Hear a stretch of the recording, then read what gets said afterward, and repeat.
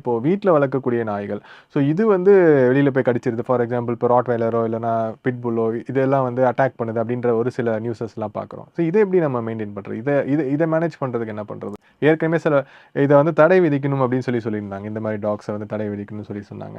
எல்லா இடத்துலயும் இந்த டாக்ஸ் இருக்கு. இப்போ பார்த்தீங்கன்னா, முன்னாடிலாம் ஒரு 10 வருஷத்துக்கு முன்னாடி பார்த்தீங்கன்னா, ஒரு ஒரு ஏரியாவுக்கு ஒரு ராட்வைலர் இருக்கிறது ஒரு பெரிய ஒரு ஒரு விஷயமா இருக்கு. இப்போ ஸ்ட்ரீட்டுக்கு ஒண்ணு இருக்கு. ஸ்ட்ரீட்டுக்கு ஒரு பிட்புல் இருக்கு. எல்லாருமே அத வளர்க்குறாங்க. இத இத தடுக்க முடியும்னு நினைக்கிறீங்களா? ஃபர்ஸ்ட் கவர்மெண்ட் வந்து they should bring stricter laws, animal laws. Accountability இருக்க மாட்டேங்குது. நிறைய பேருக்கு வந்து அது வந்து ஒரு ஸ்டேட்டஸ் சிம்பிள் ஆயிருது, வாங்கிடுறாங்க. வாங்கிட்டு மெயின்டைன் பண்ணுறது கிடையாது. மெயின்டைன் பண்ணாமல் ஒரு ரூம்குள்ளே போட்டு அடைச்சிடுறது. அதுக்கு தேவையான எக்ஸசைஸ், அதுக்கு தேவையான சாப்பாடு, இல்லை அந்த நாய்க்குமே வந்து அக்ரெஷன் வரும். தெரு நாயின்னு இல்லை, வீட்டில் வளர்க்குற நாய்க்குமே அக்ரெஷன் வரும். அதை ஒரு ரூம்குள்ளேயே போட்டு வச்சுருந்தா அதுக்கு அக்ரெஷன் வருது. அண்ட் அதுக்குமே கருத்தடை பண்ணணுன்ட்டு யாரும் யோசிக்கிறது கிடையாது. எல்லாருக்குமே அந்த வந்து ஒரு ப்ரீடு இதுவும் இருக்குது. தெருநாய்னா தெருநாய் தானே, ப்ரீடுனா ஓகே, தெருநாய் எதுக்கு நம்ம வீட்டில் கொண்டு வந்து வளர்க்கணும்? நான் வந்து ஒரு ராட்வைலர் வச்சுருக்கேன், இல்லை நான் ஒரு ஜெர்மன் ஷெப்பர்ட் வச்சுருக்கேன், இல்லை நான் ஒரு டாபர்மேன் வச்சுருக்கேன்னா அது ஒரு ஸ்டேட்டஸ் சிம்பிள் ஆயிடுது.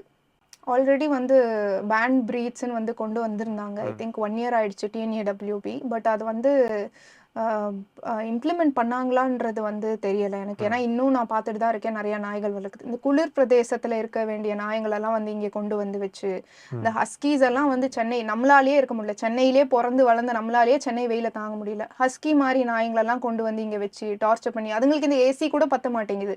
தேவையில்லாத ஹெல்த் இஷ்யூஸ் வந்து அதுங்க வந்து ஒரு 12-15 இயர்ஸ் வாழ வேண்டிய ஹஸ்கீஸ்லாம் 2 வருஷம் 3 வருஷத்துல இறந்து போயிடுது. அது வந்து பேன் பண்ண முடியுமான்றது எனக்கு தெரியல. பட் ஆனால் இப்போ வச்சிருக்கவங்க வந்து ப்ராப்பராக வந்து அக்கௌண்டபிலிட்டி எடுத்து, உங்களால் ஒரு நாயை பார்த்துக்க முடியும், இல்லை அந்த நாய்க்கு தேவையான செலவு உங்களால் பண்ண முடியும், இல்லை அதுக்கு தேவையான எக்ஸசைஸ் உங்களால் கொடுக்க முடிஞ்சால் மட்டும்தான் நீங்கள் அந்த மாதிரி ஒரு நாயெல்லாம் வந்து ஃபஸ்ட்டு வாங்கணும், இல்லை வளர்க்கணும்.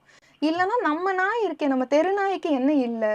மற்றதுக்கெல்லாம் சொல்கிறோம்ல, நம்ம நாட்டில் என்ன இல்லை, எல்லாம் வெளிநாட்டுக்கு போகிறோம், இதுக்கு மட்டும் ஏன் அது வந்து தெரிய மாட்டேங்குது? தெருநாய் தானே, தெருநாய் தானே. நான் ஒரு தெருநாய் தான் வளர்த்துட்டு இருக்கேன். நான் அதுக்கு முன்னாடி லேப் வச்சுருந்தேன். இதெல்லாம் எனக்கு தெரியறதுக்கு முன்னாடி நானும் முட்டாள்தனமாக லேபெல்லாம் வாங்கின ஆள் தான்.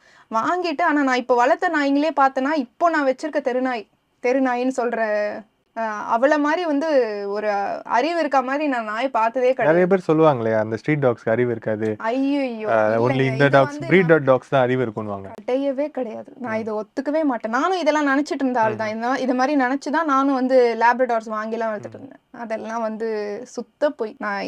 நான் வச்சிருக்க நாய் வந்து நான் அவ்வளோ கமெண்ட்ஸ் எல்லாம் நாய்க்கு சொல்லி கொடுக்க முடியுமான்னு கூட எனக்கு தெரியாது. அவ்வளோ விஷயம் எல்லாமே வந்து புரிஞ்சுப்பா. ஸோ அதெல்லாம் உண்மை கிடையாதுங்க.